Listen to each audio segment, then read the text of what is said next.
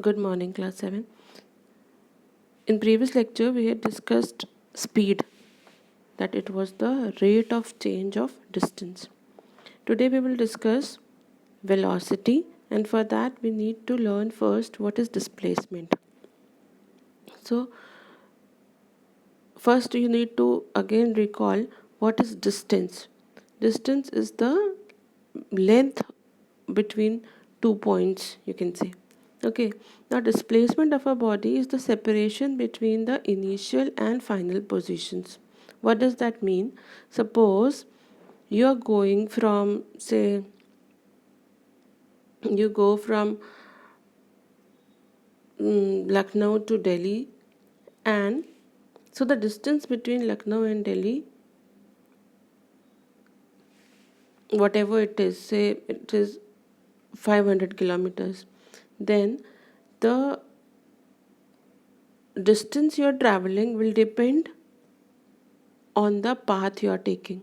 Okay, and displacement will be the actual distance between these 2 points. Okay, or these two places.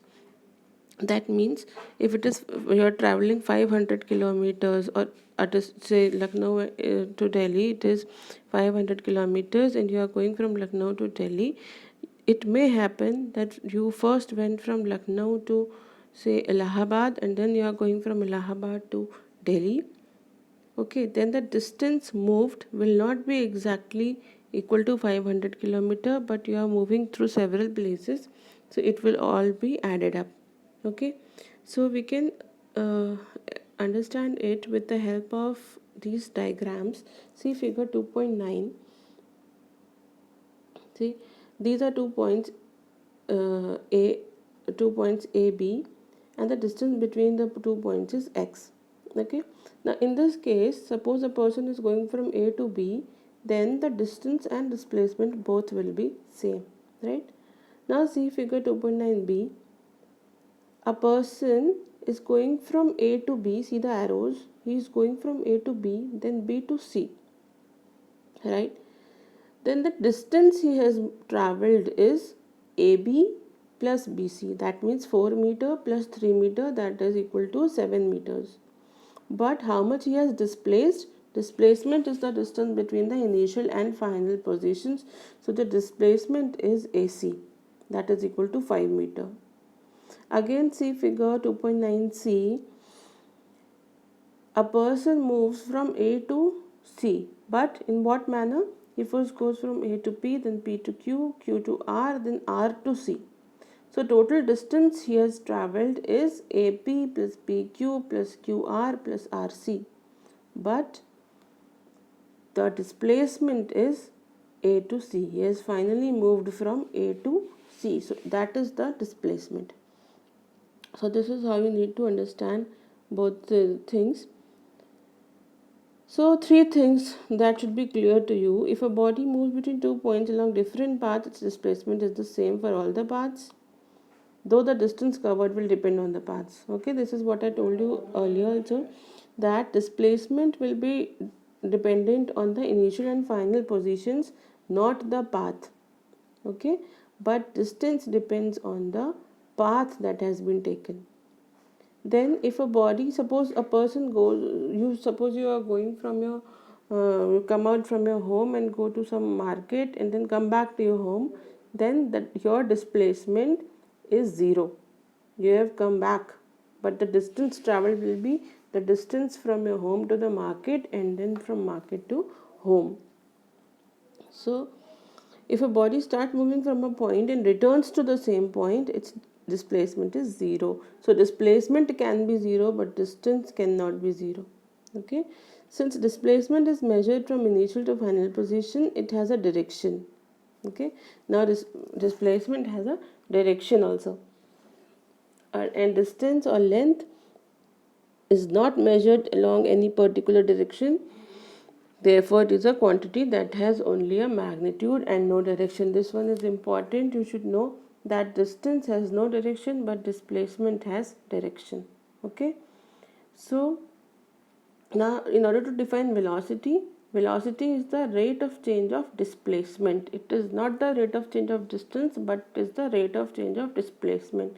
Now, because displacement has direction, therefore velocity also has direction. So, what is the difference between speed and velocity? Speed was the rate of change of distance, while displacement is the rate of change of displacement. Speed does not have direction, but velocity has directions. Okay, so this is something about displacement and velocity. Then you have this example. I want you to go through this example and try solving it.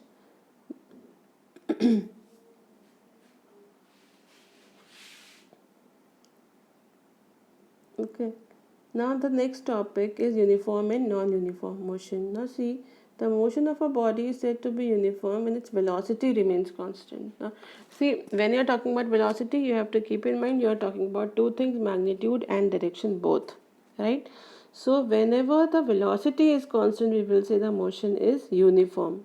That means whenever the speed and direction both are same, both are constant, both are not changing. Okay, so suppose you are traveling in a car and you keep on traveling with a constant speed in a particular direction, in a straight line, you keep traveling and traveling, moving along, then we will say that you are moving in you are having a uniform motion.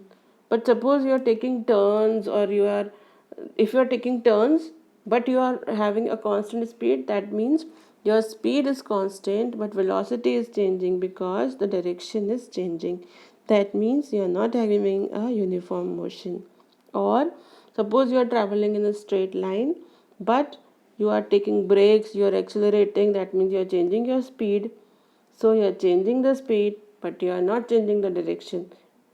Still, velocity is changing because the magnitude of speed is changing. So, in order to have a uniform motion, both the speed and direction should be constant, right? So, another example is when you whirl a stone tied in a string, figure 2.10, you can see what is happening. This stone is taking a circular motion. In a circular motion, the speed is constant, but the direction of the speed is changing continuously. So, velocity is not constant. So, circular motion cannot be a uniform motion, right? So, this is how this chapter ends. Now, there are the question answers which need to be discussed. So, I will like you to go through the question answers, find out the question answers in whatever notes and material from the book I have given, and we will discuss it in the next lecture. But also try to solve these exercises. I will give you the answers to the exercises today only, and I will discuss them also with you. And numericals also you will try to do on yourself. Solutions to the numericals I will be giving you in the next lecture. Okay, so let us discuss these exercises. First, let me pause this video here, and in another video I'll be sending you the I'll be discussing the exercises. Okay.